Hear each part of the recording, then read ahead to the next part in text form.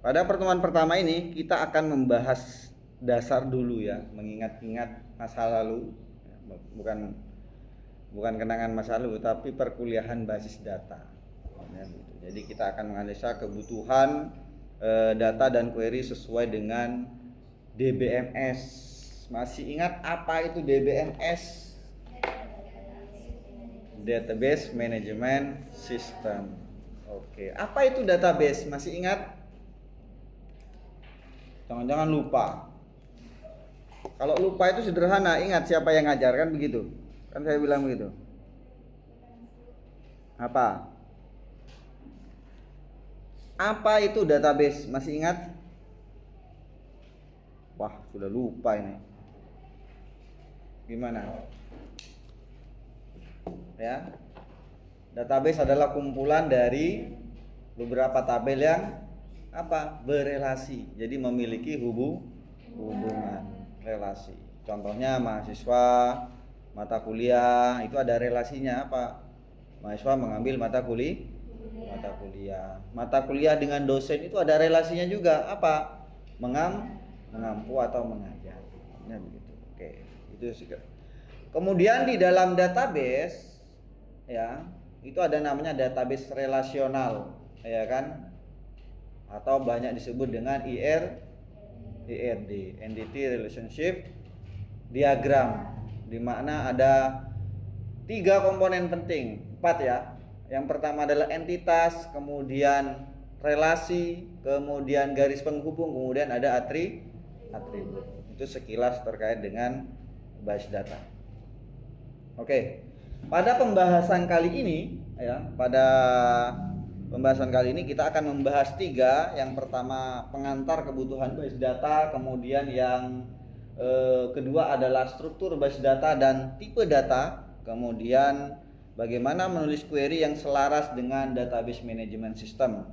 Ya, tentunya kita harus bagaimana sih kita bisa tahu kebutuhan sistem, kebutuhan basis data yang akan digunakan, kemudian juga ada tipe-tipe data yang digunakan di dalam database atau basis data. Oke. Pertama, yaitu pengantar kebutuhan basis data. Nah, ada 4 syarat ya. Yang pertama adalah efisiensi data ya. Kemudian yang kedua adalah integritas informasi. Kemudian yang ketiga adalah keamanan ya. Yang ketiga keamanan, yang keempat adalah integrasi sebuah sistem. Nah, di mana efisiensi data ini kita akan memastikan bahwa basis data itu dapat mengelola dan menyimpan data dalam jumlah yang besar secara efisien tanpa kehilangan performa. Kalau bahas katanya mahasiswa sekarang itu nge-lag gitu ya. Dikit emosi kadang gitu kalau orang main game ya. Ternyata di dalam sistem juga ada nge-lag-nya begitu. Contohnya apa? Ketika pengguna itu lebih. Coba Anda masih ingat ketika melakukan KRS, kemudian serempak bersama, ada momen-momen tertentu itu akan error, lemot, ya kan begitu. Karena terlalu banyak akses. Nah, maka kita di sini juga harus memastikan bahwa performa itu tetap terjaga. Modelnya begitu. Ya. Sama halnya dengan internet ya. Kalau diakses banyak orang itu lemot juga. Hanya begitu, tapi itu bukan database, tapi pengguna saja. Oke. Nah, dipastikan juga dapat menyimpan data dalam jumlah yang secara besar. Yang paling familiar mungkin database itu yang banyak kita gunakan apa? MySQL ya. Database-nya MySQL, query-nya adalah SQL. Jadi ada perbedaan antara MySQL dengan SQL. Kemudian yang kedua adalah integritas ya. Yang kedua adalah integritas ya. Di mana basis data dapat menjaga konsistensi ya, konsistensi data, kemudian akurasi data terutama dalam lingkungan dengan banyak pengguna atau multi user. Nah, di mana biasanya data itu sifatnya konsisten. Contoh sederhana misalnya nama itu nggak boleh ada nama huruf ya kan? Walaupun misalnya di dalam inputan itu bisa di dalam database itu tipenya adalah varchar, ya kan? Varchar itu kan dapat menampung data yang apa? Angka dan huruf, tetapi ada validasi di dalam input sistem. Jika diketik huruf maka tidak akan tidak muncul. Kan ada yang seperti itu. Atau ketika kita membuat sesuatu user ID dan lain-lain, biasanya kan user ID harus memiliki karakter huruf, angka, spasi misalnya. Itu kalau tidak ada ketiga-tiganya itu nggak akan bisa. Begitu.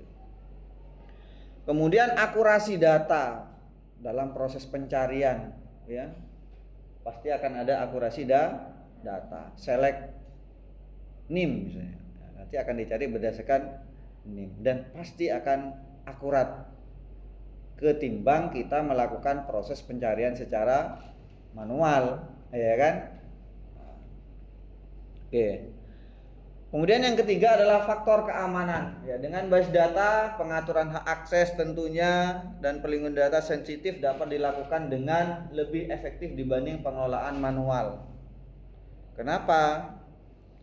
Dengan base data kita bisa mengatur hak akses, bisa digunakan secara bersama dalam waktu yang banyak, ya kan? Beda kalau kita manual, misalnya mau cari buku ke perpustakaan. Ya, paling mentok berapa ratus orang bisa mencari secara bersamaan, ya kan?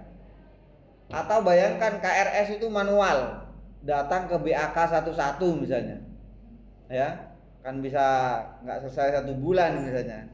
Kalau FT sekarang yang aktif itu sekitar 1.200. Kalau itu dikerjakan secara manual, insya Allah nggak selesai 1 bulan, ya.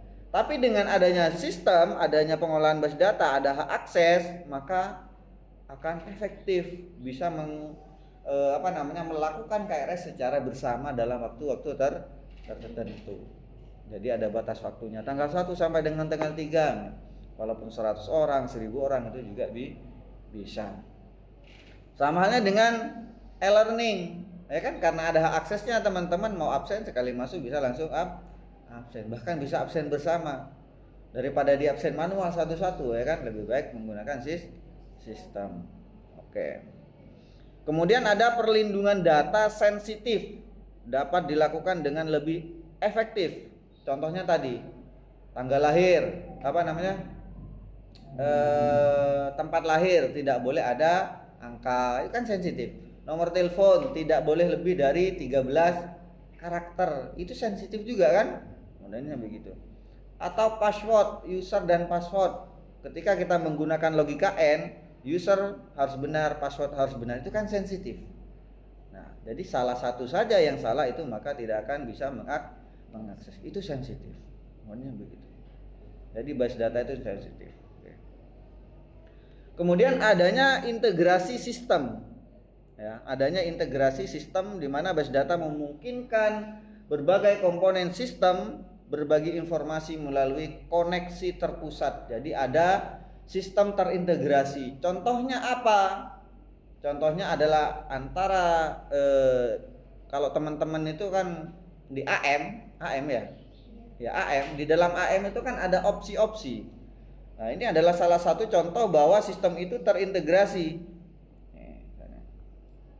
Nih, di sini ada mahasiswa wali, perwalian, e-learning, mengajar. Nah, ini adalah salah satu bentuk sistem itu terintegrasi. Dengan satu kali login kita bisa mengakses banyak bentuk aplikasi.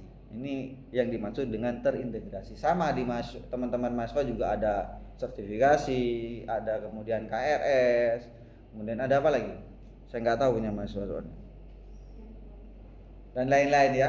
Intinya terintegrasi begitu. Oke. Kemudian pentingnya basis data dalam aplikasi. Ya, ada 4 yaitu operasional inti, pengambilan keputusan, user experience, kemudian ekspansi skala. Contoh misalnya pada operasional inti banyak aplikasi-aplikasi modern seperti tadi e-commerce, e-learning, perbankan dan banyak lagi aplikasi-aplikasi yang itu transaksinya real time, ya kan, real time. Jadi dikirim sekarang. Kalau dulu mungkin apa ya, dulu zaman saya masih kecil transfer itu mungkin ada butuh beberapa jam baru dia bisa diterima, ya. Jadi dengan adanya ini sifatnya lebih kepada real time. Contoh misalnya beli sekarang itu kan tinggal klik selesai, bayar selesai. Ya, ada yang nunggu barang datang, tapi tergantung dari masing-masing e-commerce-nya. Dia mau pakai yang COD, mau lain. Tapi transaksi itu sekarang itu sifatnya lebih kepada real time. Contoh aplikasi-aplikasi sekarang kan real time. Kenapa? Dengan adanya notifikasi, ting misalnya, itu kan real time. Kalau bayangkan Anda WA atau lain-lain, sistem yang lain, kemudian tidak ada notifikasi misalnya. Ya, salah satu bentuk real time itu ketika ada notifikasi. Itu adalah salah satu contohnya saja. Kemudian yang kedua, bias data itu banyak diambil sebagai pengambil keputusan. Contohnya analis-analis, kemudian informasi yang mendukung manajemen strategis. Paling gampang, teman-teman sering buka Shopee misalnya ya. Di Shopee itu kan Anda mencari misalnya kerudung. Misalnya ya. Di sana sudah ada pengambilan keputusan. Apa? Kerudung terlaris, kerudung termahal mungkin ya, kerudung termurah. Kan ada kan? Bahkan dia bisa dipilah per daerah. Jawa Timur, ya kan, Jawa Tengah, kita bisa mengklasifikasi. Itu adalah salah satu bentuk sistem keputusan. Oh, ternyata yang terlaris ini. Oh, ternyata yang paling mahal ini. Kan ada begitu ya. Bahkan kita bisa lihat ratingnya. Nah, itu kan salah satu bentuk sistem pendukung keputusan bahwa oh, barang ini mahal tapi ratingnya bagus. Ya kan? Itu kan adalah bagian dari informasi untuk mengambil keputusan. Walaupun itu hanya sebagai pendukung. Pengambil keputusannya siapa? Tetap kita yang menggunakan. Terserah kita mau beli yang mana kan? Tapi sistem memberikan informasi pengambil keputusan. Contoh kalau mau makan-makan misalnya searching lalapan terenak misalnya di Python. Itu kan sudah ada ratingnya, bintang 1, 2, 3, 4, 5. Itu kan sudah bentuk apa? Informasi pengambilan keputusan. Nah, jadi begitu pentingnya base data di dalam aplikasi. Yang ketiga, user experience, di mana basis data memberikan kelancaran pada pencarian data yang personalisasi pengalaman pengguna dalam aplikasi. Ya kan, bagaimana mudahnya kita melakukan pencarian data di aplikasi, di Google dan di lain-lain. Bahkan sekarang lebih enak lagi mungkin ya. Pak, kan ada AI. Apakah AI itu ada database-nya kira-kira AI? Ada nggak kira-kira?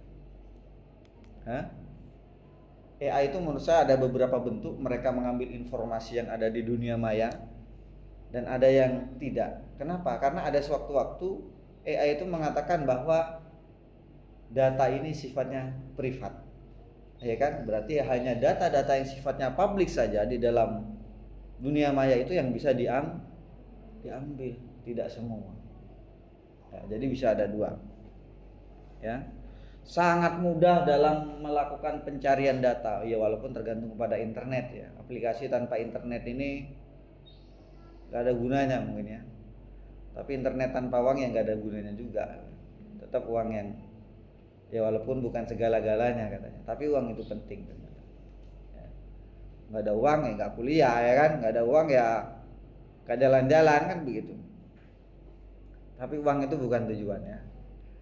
Oke, kemudian yang terakhir adalah ekspansi skala, di mana base data memastikan aplikasi dapat menangani pertumbuhan pesat tanpa mengorbankan performa. Contoh misalnya, ini kayaknya sekarang performa itu paling tinggi ya. Mungkin beberapa tahun yang lalu kita ingat WA itu nge-lag sebentar saja sebenarnya, ya kan? Tapi geriduhnya sedunia itu di-upload di Facebook, WA error, ya kan? Ya. Padahal pertumbuhannya itu pesat, penggunanya berapa? Saya nggak tahu berapa ratus juta mungkin ya, mungkin miliaran ya penggunanya. Ya. tapi dia tetap performanya tetap bagus, fungsinya bagus, walaupun pernah nge-lag sebentar saja. YouTube itu pernah nge-lag, wah ramenya itu dunia. Ini mana begitu. Ya mungkin kita lupa jasanya, ya sama halnya saya cerita ke mahasiswa. Saya kalau bawa istri pulang ke Bondowoso, dari Python ke Bondowoso, itu tidak pernah lewat di lubang, itu tidak pernah dipuji misalnya. Ya kan? Mau nyampe depan rumah kena batu, emosi biasanya begitu. Iya kan? Iya. Saya yakin Anda pernah seperti itu. Jalan tak bisa ngabas kan begitu. Padahal dari Python ke sini sudah enak. Oke. Nah, bagaimana cara kita mengidentifikasi kebutuhan ya, untuk basis data? Yang pertama, seperti yang pernah saya sampaikan, kalau ikut kuliah kita harus melakukan analisis sistem. Kebutuhannya apa sih? Ya. Tujuan dibuatnya itu apa? Untuk apa sistem ini dibuat? Kemudian bagaimana dapat memenuhi kebutuhan operasional dan bisnis? Jadi jelas, basis datanya jelas, analisis sistemnya jelas. Kita bahas ini tapi jelas. Nah ini banyak terjadi teman-teman itu ketika tugas akhir dia tidak mengetahui kebutuhan analisis sistemnya, kebutuhan basis datanya nggak tahu. Kenapa? Ya karena judulnya asal-asalan, tidak pernah melakukan analisis, nggak pernah observasi, akhirnya nggak tahu. Kan begitu. Akhirnya skripsinya dia bingung, lama. Salah satu penyebab utama skripsi itu lama karena kita tidak melakukan analisis kebutuhan sistem basis data. Ya kan? Judulnya misalnya sistem apa namanya? Belanja, budget misalnya. Tapi Anda tidak pernah melakukan observasi langsung datang ke budget atau apa namanya? Pale itu. Pak sayur, sayur misalnya ya. Anda judul skripsinya itu, tapi Anda nggak pernah beli sayur ke Pak Sayur, dia nggak bisa, ya kan? Anda tidak pernah wawancara kepada ibu misalnya atau ke Pak Sayur, Pak gimana Anda menambah stok sayurnya? Nggak pernah. Ya, jangan harap kemudian Anda akan mudah dalam menyelesaikan, karena nggak pernah melakukan analisis sistem. Hanya judul saja yang penting mahasiswa ketika mau skripsi, yang penting judulnya diterima, tapi dia lupa bahwa dia tidak pernah melakukan analisis sistem. Akhirnya pusing. Ya.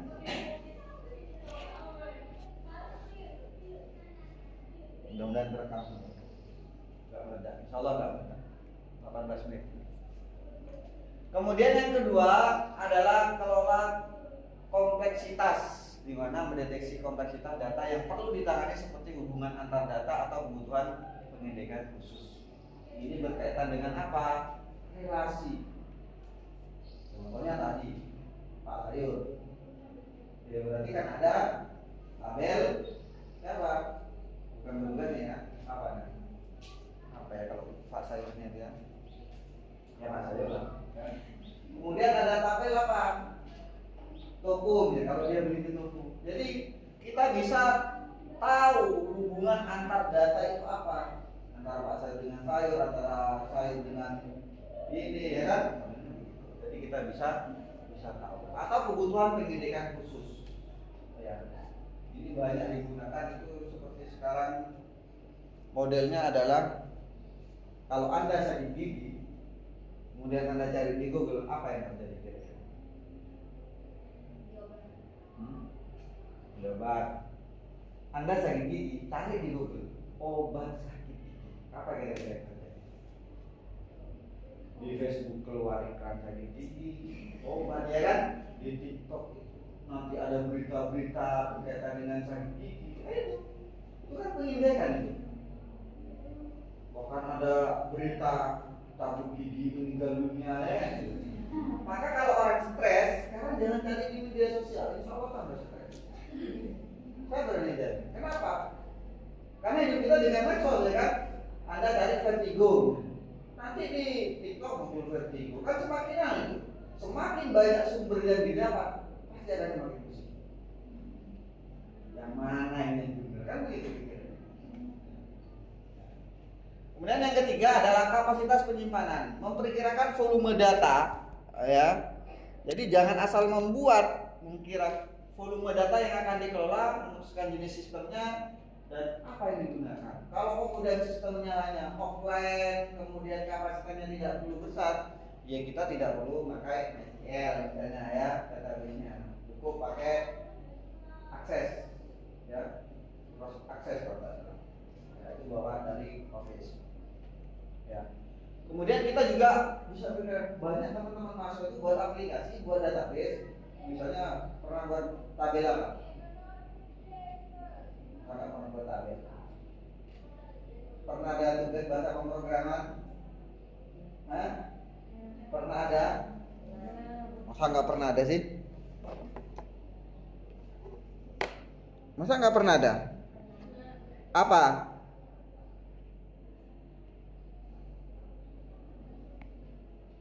Apa? Pernah buat apa? Hah? Contoh misalnya Anda diminta untuk membuat aplikasi penjualan. Tentunya ada tabel barang. Ya. Ketika ada tabel barang, maka kita akan menentukan apa? Atribut. Misalnya kode barang. Nama, stok. Ya. Tadi kita bisa menentukan apa? Kapasitas katanya ya. Ya, tentukan volume data yang akan dikelola. Kalau hanya kode barang itu tidak perlu menggunakan sampai dengan 50 karakter. Berarti kalau 50 karakter itu gimana kodenya? 50 karakter, sebanyak 50. Implementasinya kodenya hanya ada 4. Ya, BR01 atau 001 ini berarti bisa menampung 999 jenis barang dari 3 digit ini. Ini kan bisa 999, ya kan? Maka kita nggak perlu nama 50 karakter itu ngawur biasanya teman-teman. Saya paling aneh kalau melihat kemudian dia buat database-nya ngawur, tipe datanya nggak sesuai. Jenis kelamin, apa tipe datanya? Varchar. Ya kan? Harusnya boleh. Tanggal, simpannya apa? Varchar. Semua Varchar. Ya. Jadi kita harus bisa menentukan. Kemudian skalabilitas dan fleksibilitas, mengevaluasi kebutuhan masa depan sistem dalam hal integrasi, tambahan atau ini. Jadi kita sudah bisa memprediksi. Oh, nanti ini akan ada perubahan petugas. Berarti kita kasih tambah update misalnya, ya kan? Jangan-jangan nanti misalnya Pak, tugasnya nanti hanya ada 1, ternyata dia bisa nambah suatu waktu ini bermusuhan dengan ini kemudian ganti. Sistemnya sudah kadung dibuat tidak bisa diganti. Pak, saya nggak butuh tabel tugas kenapa? Tugasnya cuma 1 kok, nggak ganti-ganti. Ternyata dapat sekian tahun diganti karena konflik. Kan lebih baik tuh. Tujuannya apa? Kebutuhan tersebut ternyata nanti bisa diambil. Oh, saya nanti buka cabang. Oh, berarti nanti ada multi user. Oh, nanti saya pakai gudang, berarti digabung dengan inventory. Jadi kita sudah bisa memprediksi seperti itu. Oke. Kok kembali lagi? Oke. Yang kedua adalah struktur base data dan tipe data.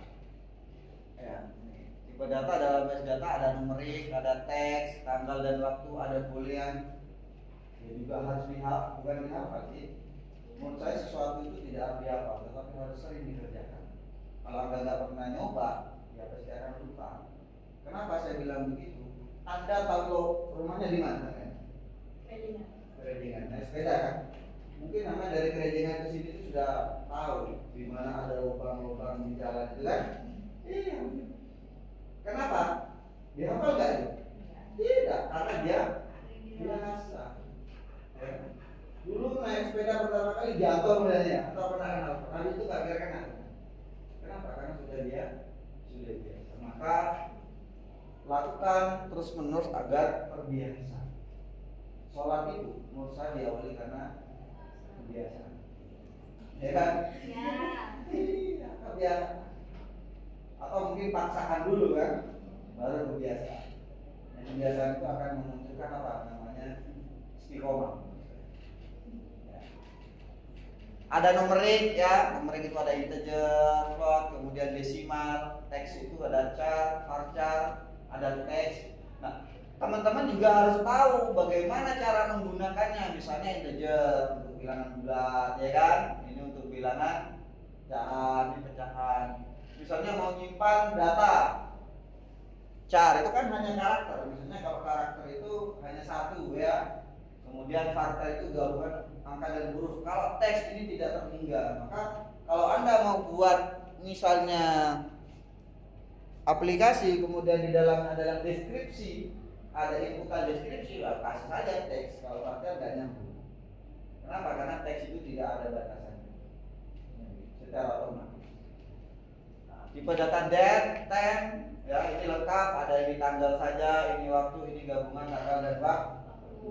Kalau kemudian aplikasi itu membutuhkan inputan atau informasi tanggal dan waktu, kita pakai ini. Ini lengkap, bisa ada detik-detiknya. Kemudian ada boolean, ya tipe data ini hanya menyimpan nilai benar dan salah. Misalnya jenis kelamin itu true, false. Oke. Kemudian selanjutnya membuat skema base data yang optimal. Ya, pastikan optimal. Kenapa? Karena ada analisis kebutuhan. Nah, ya, kita bisa pakai normalisasi, pengindekan, scalability. Tapi yang paling banyak digunakan itu lebih kepada analisis kebutuhan ini, di mana kita memahami kebutuhan aplikasi. Ya, langkah pertama misalnya struktur skemanya, mempertimbangkan jenis datanya, disimpannya bagaimana, dan data tersebut dapat diakses. Ini juga banyak dipakai normalisasi, tapi jarang dipakai. Biasanya normalisasi ini banyak digunakan untuk menganalisa struktur tabel yang sudah jadi. Jadi kita akan pecah-pecah. Kemudian ada hubungan antar tabel, ada primary key ya, masih ingat, kemudian foreign key, relasi antar tabel, integritas referensial. Ini hanya mengingatkan Anda pada masa lalu ya, bahwa ada primary key ya. Primary key itu identifikasi unik ya dalam satu tabel yang sifatnya menjadi rujukan nanti. Kenapa? Akan menjadi suatu pengikat antar tabel satu dengan tabel lain. Contohnya mahasiswa itu mengikatnya apa? Kayaknya nih ya. Kalau mata kuliah itu kode mata kuliah. Kalau dosen itu ada IUDN. Mungkin suatu nanti saya nggak tahu nanti kita itu jika di alam sana itu apa ya? Mungkin sidik jari karena ada. Cek dulu. Mungkin. Ya kan? Kan kita nggak punya nih. Namanya nih kalau meninggalkan yang membedakan hanya sidik jari nanti. Bercanda. Ya.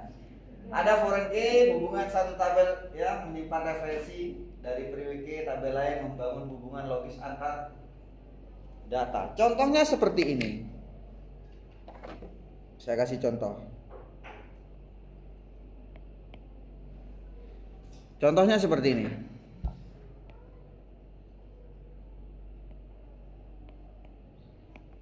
Misalnya saya punya dua tabel. Tabelnya itu foreign key ya. Tabelnya itu adalah yang pertama adalah mahasiswa MHS. Ya, mahasiswa itu ada name, nama. Ya. Misalnya ada 2, 01, 02.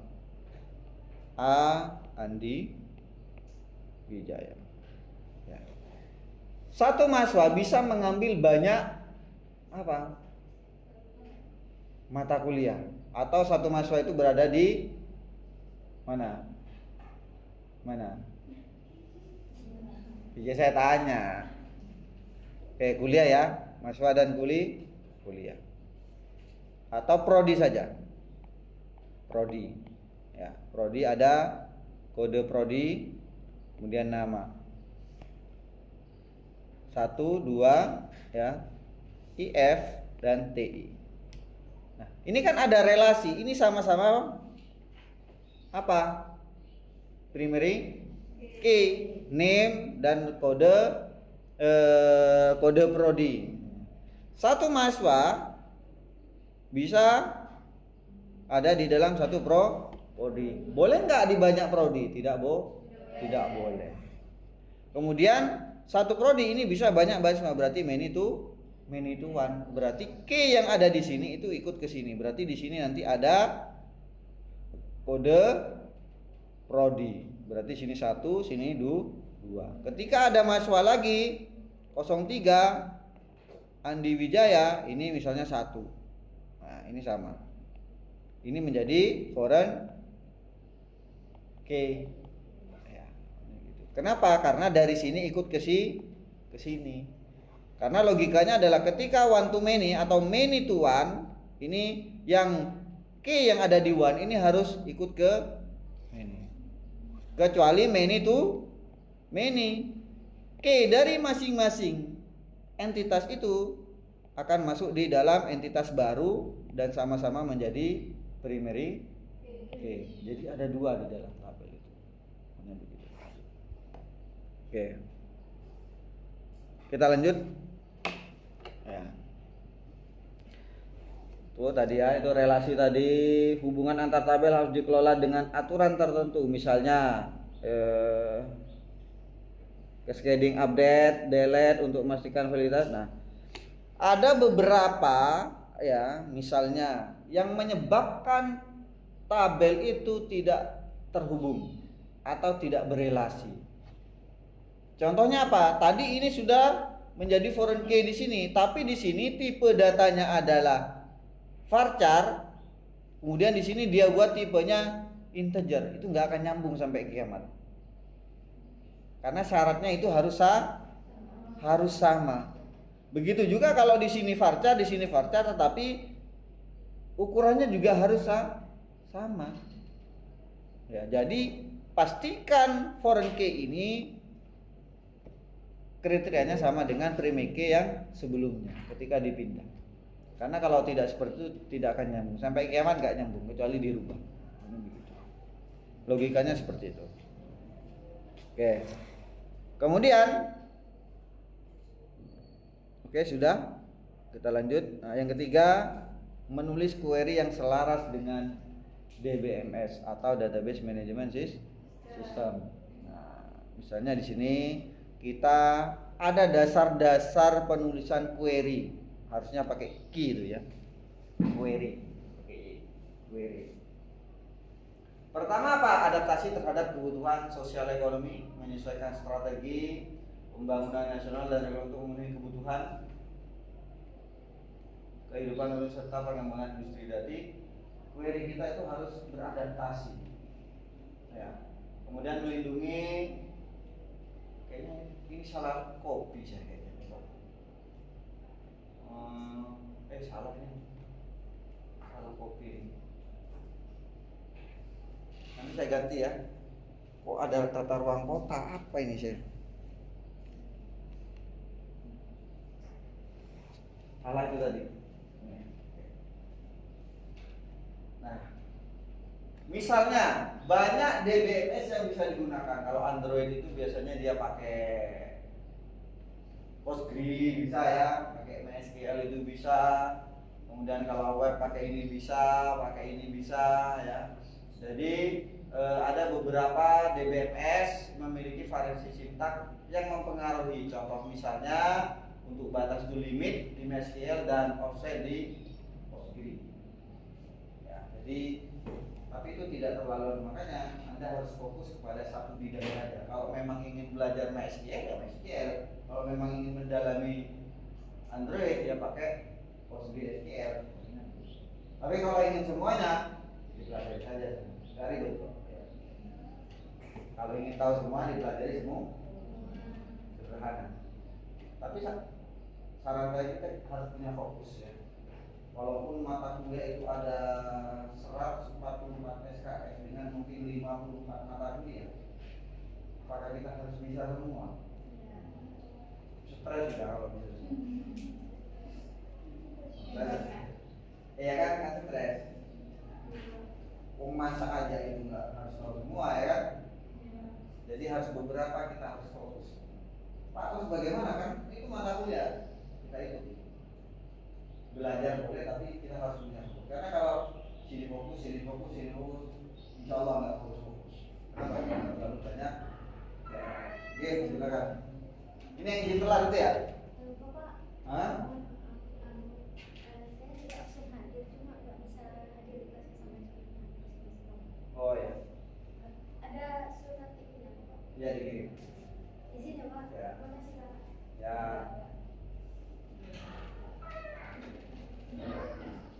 Kemudian ada fungsi-fungsi khusus ya. Nanti akan kita pelajari ke depan ini no di MySQL, kemudian top di SQL Server, tapi nanti kita akan fokus kepada MySQL yang bisa dikatakan lebih familiar ya, lebih banyak. Pastikan nanti di laptopnya, di anunya sudah diinstal MySQL ya. Jangan mau, kenapa kalau ini hanya query saja. Query. Contoh misalnya yang sama, ada query yang sama bisa digunakan di insert itu hampir semua insert. Saya lihat itu hampir semua di bentuk pasti dia menggunakan saya. Ya. Tapi hanya beberapa saja sih yang berbeda. Contohnya misalnya di beberapa database atau bahasa pemrograman itu menggunakan ketik 2, ada yang menggunakan ketik 1 ya kan untuk menunjukkan itu string. Jadi biasa sih gitu. Ya. Kemudian pastikan query yang ditulis mendukung fitur mendukung fitur yang disediakan oleh DBMS seperti tipe data atau sintaknya. Jadi pastikan ketika mendesain base data itu sudah kita lengkapi dengan desain tipe datanya apa, sintak address-nya untuk ini untuk apa, tersedia nggak universal. Kalau kemudian kita membuat, sebenarnya boleh ya di dalam sintak itu kita kan bisa melakukan apa namanya variabel ya. Pastikan gunakan variabel yang mudah digunakan atau banyak dikenal. Kenapa? Kalau kita buat variabel kemudian ada pengembang lain, insya Allah bingung. Maka memang membuat aplikasi itu lebih baik membuat dari awal daripada memperbaiki punya orang. Kalau menurut saya pengalaman saya begitu. Kenapa? Karena kita nggak tahu, sintaknya berbeda, algoritmanya susunannya bisa berbeda. Nah, kemudian ada optimasi query, ya, misalnya index itu menggunakan where atau join itu biasanya digunakan untuk antar tabel ya. Nah, kemudian ada pembatas limit, ya, gunakan limit atau bisa untuk hitung-hitungan itu bisanya menggunakan count, ya, jadi di database itu sudah bisa melakukan perhitungan dan lain-lain, tergantung kita. Kemudian bisa melakukan pencarian, sebenarnya nggak harus buat aplikasi kalau punya database itu, cuman kan interface-nya beda ya, daripada lihat data-data itu kan lebih baik langsung interface utamanya saja, jadi lebih user friendly, tinggal klik muncul. Tapi kalau di database kan kita harus buat query terus. Itulah kenapa harus ada aplikasi, kemudian ada database. Kemudian ada pembagian tugas ya, menjadi beberapa query kecil misalnya. Dengan pendekatan modular dapat meningkatkan efisiensi sistem pengolahan data. Jadi biasanya kalau zaman sekarang itu kan sudah menggunakan bahasa pemrograman itu menggunakan OOP, ya kan? Nah, pernah dikasih? Iya lah. Bahasa pemrograman apa yang sudah diambil? PHP kan? Apa lagi? Pak siapa? Kali ini?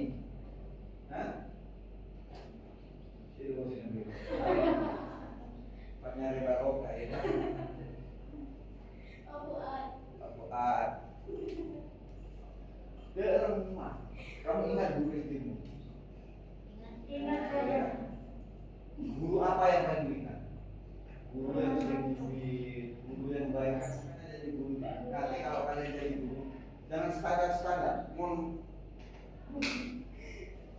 sangat sekali ini.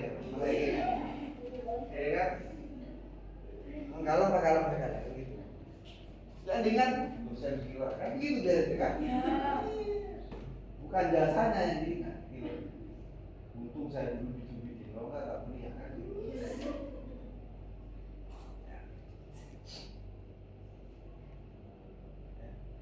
Analisis kebutuhan basis data, kemudian di sini ada pemahaman entitas, identifikasi hubungan, kemudian kebutuhan data. Misalnya kita mampu mengidentifikasi entitas dan atribut yang relevan dengan kebutuhan sistem. Nah, sudah diajarkan di sebelumnya kan bagaimana cara kita menentukan entitas di mana caranya. Apa sih entitas itu? Diawali dengan E, diakhiri dengan S. Entitas itu adalah objek nyata yang berperan dalam apa? Satu sistem. Contoh misalnya mahasiswa itu adalah sebuah entitas, iya kan? Kenapa? Karena dia berperan di dalam sistem akademik. Jadi mencari pengertian itu nggak usah harus sesuai dengan teks ya. Jangan ya. Jadi entitas itu adalah objek nyata yang suatu objek yang nyata di dalam satu sistem. Gampangnya seperti itu. Atribut ya, yang relevan apa sih atributnya? Contoh mahasiswa, tabel mahasiswa dikasih atribut apa misalnya? Status pernikahan, boleh nggak? Nggak penting. Ya kan? Kita juga harus bisa menentukan itu. Relevan nggak dengan kebutuhan akademik? Masa mahasiswa baru, kemudian ada atribut apa? Status pernikahan misalnya, kan nggak nyambung. Atau ada atribut yang apa ya? Hobi misalnya. Tapi hobi itu kan masih masuk akal ya.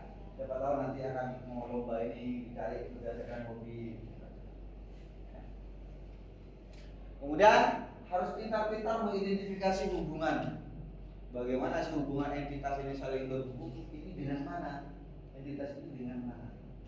Contoh yang paling banyak keliru itu ketika saya tanya, dosen dengan mahasiswa itu ada relasinya enggak? Ada hubungannya enggak? Hah? Ada? Enggak ada. Kalau kita buat struktur database, kemudian identifikasi hubungan antara dosen dengan mahasiswa, enggak ada hubungannya. Ya, saya buktikan.